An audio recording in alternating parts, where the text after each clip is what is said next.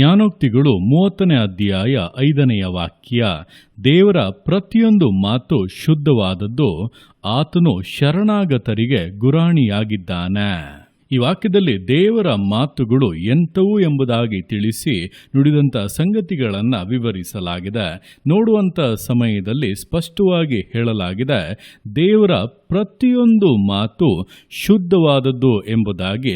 ಈಗ ಒಂದು ವಿಷಯ ಶುದ್ಧವಾಗಿರುವುದಾದರೆ, ಉದಾಹರಣೆಗೆ ಒಂದು ಬಿಳಿಯ ಬಟ್ಟೆ ಇರುವುದಾದರೆ, ಅಥವಾ ಚೊಕ್ಕ ಬಂಗಾರ ಇರುವುದಾದರೆ, ಅಥವಾ ಯಾವುದಾದ್ರೂ ಒಂದು ಬಹಳ ಶುದ್ಧವಾದಂಥ ಒಂದು ವಸ್ತು ಇರುವುದಾದರೆ, ನಾವು ಏನು ಮಾಡುತ್ತೇವೆ, ಅದಕ್ಕೆ ಏನನ್ನೂ ಕೂಡ ತಾಕಿಸದಂತೆ, ಏನನ್ನೂ ಕೂಡ ಬೆರೆಸದಂತೆ ಅದರ ಶುದ್ಧತೆಯನ್ನು ಕಾದುಕೊಳ್ಳುವುದರಲ್ಲಿ ಗಮನವನ್ನು ಕೊಡುತ್ತೇವೆ. ಏನಾದರೂ ಸ್ವಲ್ಪ ಮಿಶ್ರವಾದರೂ, ಏನಾದರೂ ಸ್ವಲ್ಪ ಅದಕ್ಕೆ ತಾಕಿದರೂ ಕೂಡ ಅದರ ಶುದ್ಧತೆ ಹಾಳಾಗಿ ಬಿಡುತ್ತದೆ, ಅದು ಕರೆಯಾಗಿ ಬಿಡುತ್ತದೆ, ಹೊಲೆಯಾಗಿ ಬಿಡುತ್ತದೆ ಎಂಬುದಾಗಿ ನಾವು ಬಹಳ ಜಾಗರೂಕತೆ ಉಳ್ಳವರಾಗಿ ವರ್ತಿಸುತ್ತೇವೆ. ಇದೇ ಪ್ರಕಾರವಾಗಿ ದೇವರ ಮಾತುಗಳು ಕೂಡ ಅದು ಬಹಳ ಶುದ್ಧವಾದದ್ದು. ಅದಕ್ಕೆ ಏನನ್ನೂ ಕೂಡ ಸೇರಿಸಬಾರದು, ಅದನ್ನು ಸ್ವಲ್ಪವೂ ಕೂಡ ಬದಲಾಯಿಸಬಾರದು. ಅದು ಅಷ್ಟು ಪರಿಶುದ್ಧವಾದದ್ದಾಗಿರುವುದರಿಂದ ಅದನ್ನು ಆ ರೀತಿಯ ಒಂದು ಗೌರವದಿಂದ ಸ್ವೀಕರಿಸಿಕೊಳ್ಳಬೇಕು. ಏನಿದೆಯೋ ಹಾಗೆಯೇ, ದೇವರು ಹೇಗೆ ಹೇಳಿದ್ದಾರೋ ಹಾಗೆಯೇ, ನಮ್ಮ ಅನುಕೂಲತೆಗಾಗಿ ಅಲ್ಲ, ನಮಗೆ ಇಷ್ಟವಾಗುವ ಹಾಗೆ ಅಲ್ಲ, ನಮ್ಮ ಮನಸ್ಸಿಗೆ ಬಂದ ಹಾಗೆ ಅಲ್ಲ, ದೇವರ ವಾಕ್ಯವನ್ನು ಯಥಾಪ್ರಕಾರವಾಗಿ ಶುದ್ಧವಾಗಿ ಸ್ವೀಕರಿಸಿಕೊಳ್ಳುವಾಗಲೇ ಅದು ನಮ್ಮಲ್ಲಿ ಕಾರ್ಯವನ್ನು ಮಾಡುವಂಥದ್ದು. ಅಂಥವರೇ ದೇವರ ಆಶೀರ್ವಾದಗಳಿಗೂ ಕೂಡ ಪಾತ್ರರಾಗುವಂಥದ್ದು.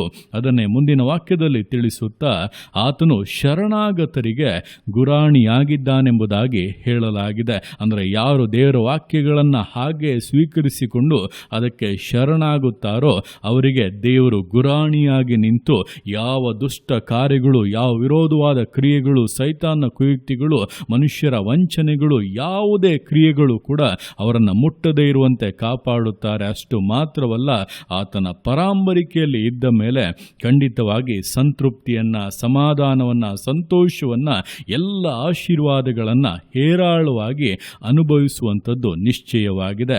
ಆದ್ದರಿಂದ ಈ ದಿವಸಗಳಲ್ಲಿ ದೇವರ ಮಾತುಗಳು ಪ್ರಕಟವಾದ ಮೇಲೆ ಅದು ಲೋಪವಿಲ್ಲದೆ ಇರುವಂಥದ್ದು, ಶುದ್ಧವಾದದ್ದು, ಕಾರ್ಯ ಸಾಧಿಸುವಂಥದ್ದು ಎಂಬುದನ್ನು ತಿಳಿದು ಅದನ್ನು ಹಾಗೆ ನಂಬಿರಿ, ಸ್ವೀಕರಿಸಿಕೊಳ್ಳಿರಿ, ಅದನ್ನಿಟ್ಟು ಪ್ರಾರ್ಥಿಸಿರಿ. ಖಂಡಿತವಾಗಿ ಶ್ರೇಷ್ಠತೆಗಳನ್ನು ಕಾಣುತ್ತೀರಾ ಎಂಬುದನ್ನು ತಿಳಿದವರಾಗಿ ದೇವರ ವಾಕ್ಯಕ್ಕೆ ನೀವು ಎಷ್ಟು ಗೌರವವನ್ನು, ಘನತೆಯನ್ನು ಕೊಡುತ್ತೀರೋ ಅಷ್ಟರ ಮಟ್ಟಿಗೆ ನಿಮ್ಮ ಜೀವಿತಗಳು ಕೂಡ ಗೌರವವನ್ನು, ಘನತೆಯನ್ನು ಹೊಂದುತ್ತದೆ ಎಂಬುದನ್ನು ತಿಳಿದು ದೇವರ ಕರಗಳಲ್ಲಿ ಸಮರ್ಪಿಸಿ ವಿಧೇಯತೆಯಿಂದ, ದೃಢತೆಯಿಂದ, ಸಮರ್ಪಣೆಯಿಂದ ವಿಶ್ವಾಸ ಜೀವಿತಗಳನ್ನು ಮುನ್ನಡೆಸೋಣ.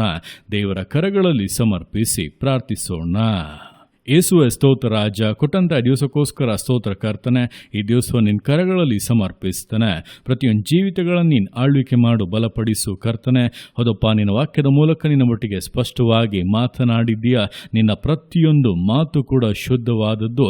ಅದರ ಶುದ್ಧತೆಯನ್ನು ಕೆಡಿಸದಂತೆ, ಅದರ ಶುದ್ಧತೆಯನ್ನು ಅಸಡ್ಡೆ ಮಾಡದಂತೆ, ಮನಸ್ಸಿಗೆ ಬಂದಂತೆ ಅಪ್ಪ ನಿನ್ನ ಮಾತುಗಳನ್ನು ಉಪಯೋಗಿಸಿದಂತೆ, ತಿರುಚದಂತೆ ಅಪ್ಪ ಭಯಭಕ್ತಿ ಉಳ್ಳವರಾಗಿ ನಿನ್ನ ವಾಕ್ಯಗಳನ್ನು ಅನುಸರಿಸಿ ನಡೆಯುವುದಕ್ಕೆ ಪ್ರತಿಯೊಬ್ಬೊಬ್ಬರಿಗೂ ಸಹಾಯ ಮಾಡು. ನಿನ್ನ ಶರಣಾಗತರಿಗೆ ಅಪ್ಪ ನೀನು ಗುರಾಣಿಯಾಗಿದ್ದೀಯ. ನನ್ನ ಕೇಳ್ತಾ ಇರುವಂಥ ಪ್ರತಿಯೊಬ್ಬೊಬ್ಬರ ಜೀವಿತಗಳಲ್ಲಿ ಕೂಡ ಅವರು ಸಮರ್ಪಿಸ್ತಾ ಇರುವಂಥ ಈ ಸಮಯದಲ್ಲಿಯೇ ನಿನ್ನ ಗುರಾಣಿಯಂತಿರುವಂಥ ಸುರಕ್ಷತೆ ಅವರನ್ನು ಆವರಿಸಿಕೊಳ್ಳಲಿ. ಯಾವ ಸೈತಾನ ಕಾರ್ಯಗಳು, ಅನಾರೋಗ್ಯಗಳು, ಯಾವುದೇ ವಿರೋಧಗಳು, ಯಾವುದೇ ಉರುಳುಗಳು, ಯಾವುದೇ ಮನುಷ್ಯರ ಕುಯುಕ್ತಿಗಳು, ಯಾವುದೇ ಕೇಡುಗಳು ಅಪ್ಪ, ಯಾವುದೇ ನಷ್ಟಗಳು ನಿಮ್ಮ ಮಕ್ಕಳ ಹತ್ತಿರಕ್ಕೆ ಬರಕೂಡದು, ಅವರ ಕುಟುಂಬದ ಹತ್ತಿರಕ್ಕೆ ಬರಕೂಡದು. ನೀನು ಗುರಾಣಿಯಾಗಿದ್ದು, ಕಾವಲಾಗಿದ್ದು ಅಪ್ಪ ಕಾದು ಕಾಪಾಡು. ನಿನ್ನ ಪರಾಂಬರಿಕೆ ನಿನ್ನ ಮಕ್ಕಳು ಅಭಿವೃದ್ಧಿಯನ್ನು ಕಾಣಲಿ, ಮೇಲುಗಳನ್ನು ಕಾಣಲಿ, ಆಶೀರ್ವದಿಸಲ್ಪಡಲಿ, ಅನೇಕರ ಮುಂದೆ ಸಾಕ್ಷಿಗಳಾಗಿ ಜೀವಿಸಲಿ. ನಿನ್ನ ಮಾತು ಅಪ್ಪ ಎಷ್ಟು ಬಲಿಷ್ಠವಾದದ್ದು, ಕಾರ್ಯಗಳನ್ನು ಸಾಧಿಸುವಂಥದ್ದು, ಪರಿಶುದ್ಧವಾದ್ದು ಎಂಬುದಕ್ಕೆ ಹಲವರ ಮುಂದೆ ಕರ್ತನೆ ನಿನ್ನ ಮಕ್ಕಳ ಜೀವಿತವನ್ನು ಮಾದರಿಯಾಗಿ ನಿನ್ನಲ್ಲಿ ಭಯಭಕ್ತಿಯುಳ್ಳಂಥವರು ಈ ರೀತಿಯಾಗಿ ಆಶೀರ್ವದಿಸಲ್ಪಡುತ್ತಾರೆಂಬುದಾಗಿ ತಿಳಿಸಿ ಪ್ರಕಾಶಿಸುವಂಥ ಮಟ್ಟಿಗೆ ಘನತೆಯನ್ನು ಹೊಂದಿ ಜೀವಿಸಲಿ. ನಿನ್ನ ಅರ್ಥಗೆ ಮಾಡುವಂಥ ನಿನ್ನ ಪ್ರೀತಿಗೋಸ್ಕರ, ಕೃಪೆಗೋಸ್ಕರ ಅಪ್ಪ ನಿಮಗೆ ಸ್ತೋತ್ರಗಳು. ಪ್ರತಿಯೊಂದು ಜೀವಿತಗಳನ್ನು ಅಪ್ಪ ನಿಮ್ಮ ಕರಗಳಲ್ಲಿ ಸಮರ್ಪಿಸ್ತಾ ಅದನ್ನು ಆಶೀರ್ವದಿಸು, ಮಾನಿಸು, ಘನಪಡಿಸು.